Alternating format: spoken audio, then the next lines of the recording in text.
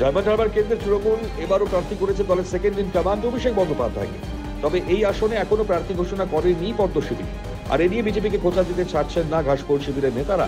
এই আবহে তৃণমূলকে কড়া জবাব দিলেন রাজ্যের বিরোধী দলনেতা শুভেন্দু অধিকারী। তার দাবি, ডায়মন্ড হারবারে তারা এমন একজনকে প্রার্থী করবেন যিনি তৃণমূলের শীর্ষ নেতৃত্বকে চোখের জলে নাকের জলে করে ছাড়বেন।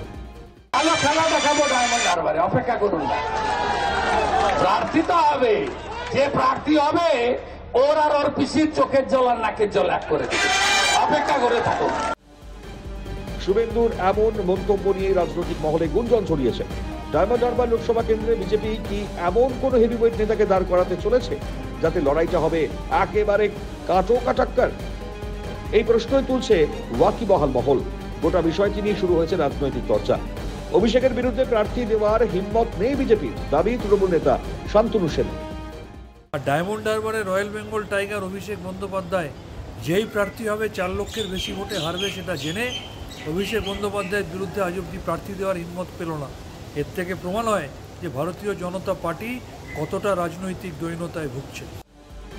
বাঁকা আওয়াজ দিয়ে কোনো লাভ নেই, মত তৃণমূল নেতা জয়প্রকাশ মজুমদারের।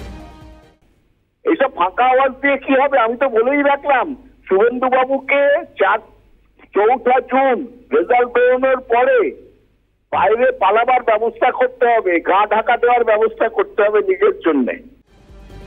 তৃণমূলের বর্তমান সর্বাধিনায়ক আমার বিরুদ্ধে লড়ুক, চ্যালেঞ্জ প্রদেশ কংগ্রেস সভাপতি অধীর রঞ্জন চৌধুরী। আমি আপনাদের চ্যালেঞ্জ করছি, আপনারা আসুন, আমাকে যদি হারাতে পারেন, চাহে দিদির পূর্ব সর্বাধিনায়ক, চাহে দিদির বর্তমান সর্বাধিনায়ক, আমি হয়তো রাজনীতি ছেড়ে দেব। ক্যালকাটা নিউজ।